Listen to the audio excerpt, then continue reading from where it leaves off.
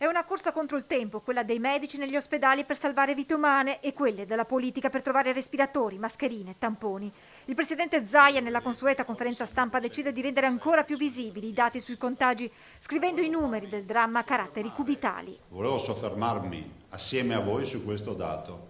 1070 è un grande ospedale hub, anzi direi che è un grandissimo ospedale hub, cioè noi abbiamo ormai pazienti ricoverati in infettive, in semi-intensiva e in intensiva che cubano un grande ospedale hub, 1070 persone.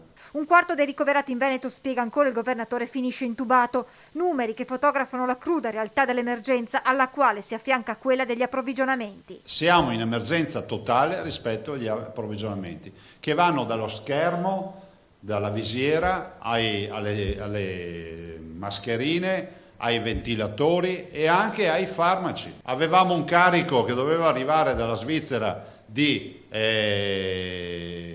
respiratori e c'è stato letteralmente dirottato presso altri lidi.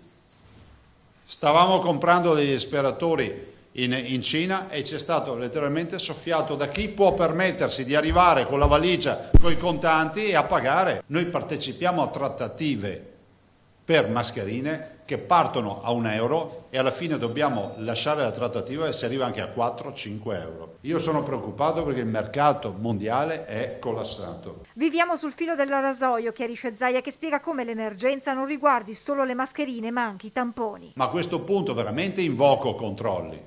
Li invoco perché non è possibile che dalla sera alla mattina gli ordini vengano poi decimati, o meglio centellinati, e poi si sa che qualcun altro magari ha prodotto.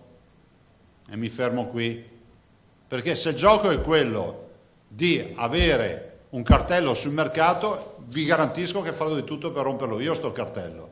Non è possibile che i tamponi dalla sera alla mattina comincino a diventare introvabili. 100.000 i test ordinati dalla Regione Veneto. Roba strana che finché non partiamo con le iniziative, roba ce n'è sul mercato. Quando partiamo comincia sempre questa strana roba che comincia a sparire, comincia a costare di più.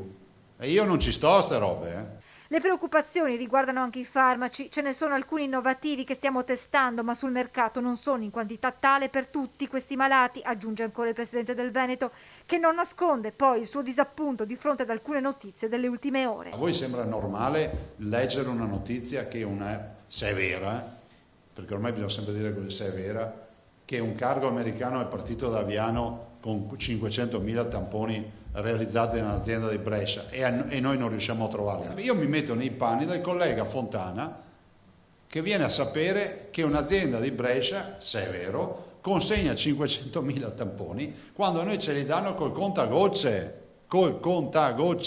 Ne abbiamo comprati 100.000, ce ne consegnano 5-6.000 ogni tanto.